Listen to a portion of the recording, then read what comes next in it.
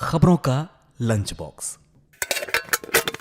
नमस्कार, रेडियो मणिलाइन पर आपका बहुत बहुत स्वागत है। मैं हूं आपके साथ अभिषेक गुप्ता और आप सुन रहे हैं खबरों का लंच बॉक्स। टीसीएस में कितना होगा एम्प्लॉयज का इंक्रीमेंट? आरबीआई ने बैंकों को किस बात को लेकर किया अलर्ट? और देश में कितना घट गया है चीनी उत्पादन, बताएंगे आपको। और इसके अलावा भी होंगी बिजनेस और पर्सनल फाइनेंस से जुड़ी कई और बड़ी खबरें। तो चलिए फटाफट खोलते हैं खबरों का लंच बॉक्स। तो लंच बॉक्स में पहली खबर टीसीएस के कर्मचारियों के लिए है। टीसीएस में इस बार विदेश में काम कर रहे कर्मचारियों की तनख्वाह औसतन 7 से 8% बढ़ाई जा रही है।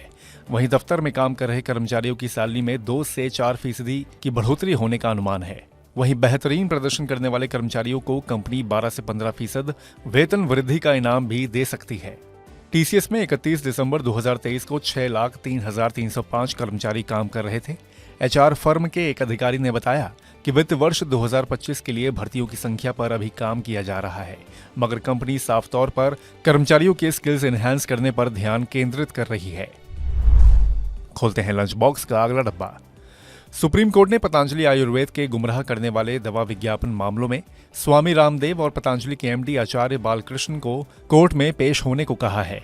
कोर्ट ने आज यानी कि मंगलवार को यह आदेश कंपनी और आचार्य बालकृष्ण को पहले से जारी नोटिस का जवाब दाखिल नहीं करने पर दिया है।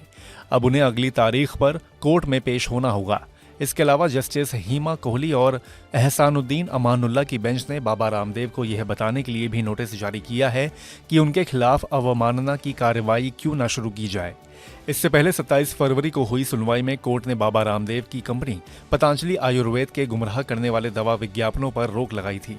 इसके अलावा पतंजलि आयुर्वेद कंपनी और आचार्य बालकृष्ण को अवमानना कार्यवाही में कारण बताओ नोटिस जारी किया गया था। अब देखते हैं कि लंच बॉक्स के अगले डब्बे में क्या है। रिजर्व बैंक ने भारतीय बैंकों को साइबर अटैक के बढ़ते खतरे को लेकर आगाह किया है। सेंट्रल बैंक को आशंका है कि भारत में कुछ सिलेक्टेड बैंकों पर आने वाले दिनों में साइबर अटैक बढ़ सकते हैं। इस अलर्ट के साथ ही रिजर्व बैंक ने बैंकों को साइबर सिक्योरिटी दुरुस्त करने के सुझाव भी दिए हैं, जिनसे उन्हें साइबर सुरक्षा को बेहतर बनाने के लिए काम करने की जरूरत है। आरबीआई ने हाल ही में बैंकों की जोखिम से निपटने की तैयारियों की समीक्षा की है। सीसाइड यानी कि cyber security and information technology examination के लेटेस्ट राउंड के बाद आया है। सीसाइड में कई बैंकों की डिजास्टर मैनेजमेंट की तैयारियां, इंटरनेट और मोबाइल बैंकिंग प्लेटफॉर्म की क्षमताएं, फ्रॉड पकड़ने की व्यवस्था जैसी चीजों को परखा जाता है। अब लंच बॉक्स के अगले डब्बे में है चीनी। देश का शुद्ध चीनी उत्पादन अक्टूबर 2023 में शुरू हुए करंट मार्केटिंग ईयर में 15 मार्च तक घटकर 280.79 लाख टन रह गया है। पिछले साल 15 मार्च तक यह आंकड़ा 282.60 लाख टन रहा था। भारतीय चीनी मिल संघ इस्मा के आंकड़ों के मुताबिक इस साल 15 मार्च को चालू कारखाने की संख्या 371 थी। पिछले साल इस दिन तक 325 मिलें परिचालन में थीं।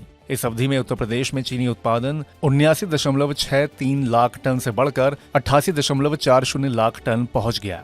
हालांकि महाराष्ट्र में उत्पादन 101.92 लाख टन से मामूली रूप से घटकर 100.50 लाख टन रह गया।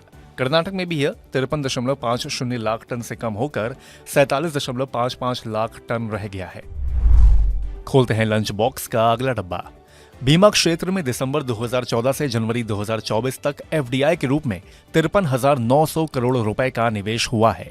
वित्तीय सेवा सचिव विवेक जोशी ने इसकी जानकारी दी है।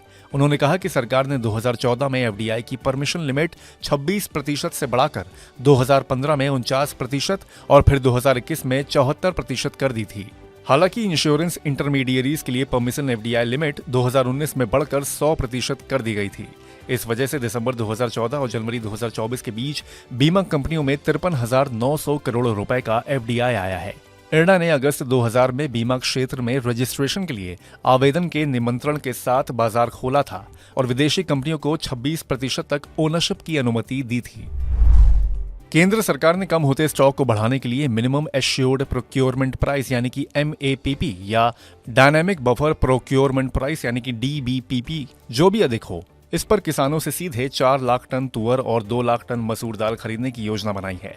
सरकार ने ये कदम तुअर और कुछ अन्य दालों के कम प्रोडक्शन के चलते बाजार में कीमतों में बढ़ोतरी की वजह से सरकारी बफर स्टॉक में गिरावट की वजह से उठाया है। इसी के साथ हम लोग आ गए हैं लंच बॉक्स के आखिरी डब्बे में। देश में इस बार होली सोमवार 25 मार्च 2024 को मनाई जा रही है। होली पर देश के ज्यादातर सभी राज्यों में बैंक बंद रहेंगे। इसके साथ ही चौथे शनिवार की वजह से 23 मार्च और रविवार 24 मार्च को भी बैंक में कामकाज नहीं होगा। यानी इस महीने 23 से 25 मार्च तक लगातार 3 दिन बैंक बंद रहेंगे। इसके अलावा मार्च में 29 तारीख को गुड फ्राइडे की छुट्टी भी है और आखिर में 31 मार्च को रविवार की छुट्टी भी पड़ेगी। तो इसी के साथ बंद करते हैं खबरों के लंच बॉक्स को। उम्मीद है कि इसमें पेश की गई खबरें आपको पसंद आई होंगी। अगर ऐसा है तो हमें कमेंट करके जरूर बताएं। बाकी बिजनेस, पर्सनल फाइनेंस और कॉर्पोरेट जगत से जुड़ी और खबरों के लिए सुनते रहिए रेडियो मनी 9 और डाउनलोड कर लीजिए हमारे मनी 9 ऐप को। हमेशा की तरह मैं हूं आपके साथ अभिषेक गुप्ता। अभी लेता हूं विदा। धन्यवाद। खबरों का लंच बॉक्स।